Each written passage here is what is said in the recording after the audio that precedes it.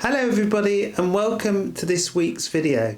Last week we had an information evening on languages at ISL, and you all know that multilingualism is really the USP of the school and has been for many years. So this is the perfect moment to talk about what is happening in the language department and with the array of languages that we teach at ISL. So I'm with Susan Stewart, who is the head of multilingualism, and she is going to tell you a little bit more about the state of languages at ISL. Thank you, Richard. In our information evening last week, it was an opportunity for us to come together and really see all the components that make up our languages program all in one place for the evening. So we had presentations by the language and literature mother tongue team. We had presentations by the language acquisition team, as well as the English language learning team. One of the things that we endeavour to do in our languages program is really take your child and every one of your children and look at their language portrait, see what languages you use at home, what languages they might have been schooled in, maybe some of the languages they've learnt from family or from communities you've lived in, and then look at our languages program and see what we can do with all of those languages. And in an ideal world, we'd be able to take all of those languages and, in your time at our school, develop them. So how do we do that? Well, we're very lucky in the primary school because we have 2 language slots. So we have most of your children's lessons are in English, but then we have the language slot. And in that language slot, the children have an opportunity to develop one of the languages that they might speak at home. What we call the mother tongue or the home language.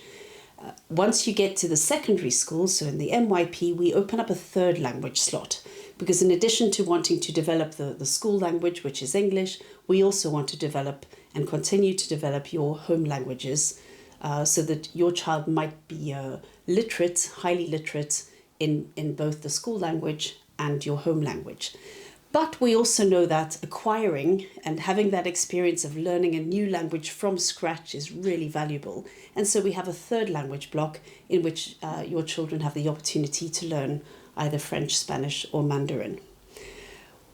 We are, of course, we say it often, but I love saying it again, we are really lucky to teach over, I think currently 23 languages as part of our curriculum, which means we have, as part of our staff, over 40 language teachers across all of these languages.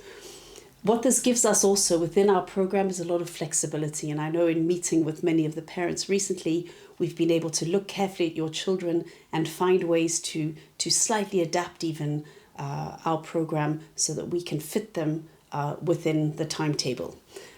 So we have all these languages in our curriculum. We know that your children go home and use the languages. They use them when you go on holiday, and I'm sure they'll use them in their future schooling. But all that packed into our school day. Thank you very much, Susan.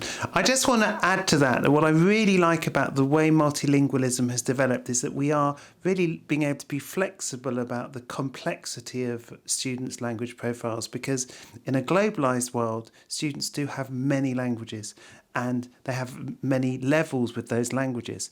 They may be fluent in 1, 2, 3 languages, maybe even more, and they may have different levels in others. And we are really one of the few schools that does take the student as a whole and look at how we can support that complex portrait in as many ways as we can.